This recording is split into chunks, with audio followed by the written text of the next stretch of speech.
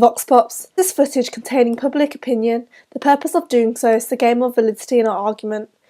We developed this convention as instead of using typical mise-en-scène, where the location is clear, we used a blue background, which we edited to include an emoji background. We also consciously placed the Vox Pops on the right or left side of the screen in order to show a difference of opinions. When applying Stewart Hall's theory, we can see a clear divide in opinions, which makes the preferred reading where we want the audience to choose the side of the argument. We want the audience to think that emojis can coexist alongside language. Through mediation, although we say that there's an argument, we choose questions in the Vox Pop which show the audience favouring emojis. This means we want the audience to be biased in the argument for emojis. The secondary audience Vox Pop feature adults who have to guess the emoji phrase. On purpose, I have chosen footage where they get the questions wrong, as through gatekeeping, I wanted to show a clear divide between the primary and secondary audience in order to show at least some argument. As the genre of my documentary is expository, so verbal commentary is a necessity, but there is also some argumentative logic behind it.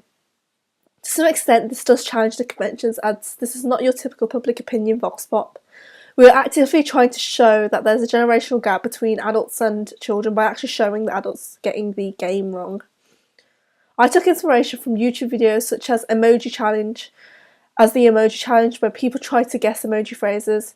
This showed how people can be easily confused when translating emojis, which backs up our documentary argument.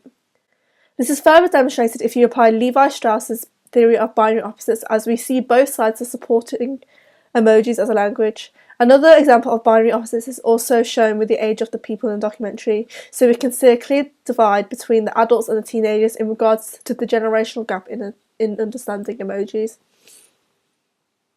Experts. These are people that are specialised in our topic, and the purpose is to make our documentary more plausible. We followed conventions. In some aspects, the experts do show support of emojis. They do not completely debunk the idea. Our two experts were chosen through mediation as we wanted to perpetuate the idea that although emojis may not completely replace language, they can still be used in today's society. Our choice of experts was an English teacher, which followed conventions, as in many documentaries it is normal to have someone who is specialised in the topic you are talking about.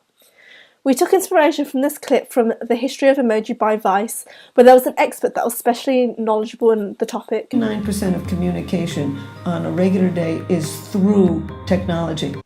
Our second expert was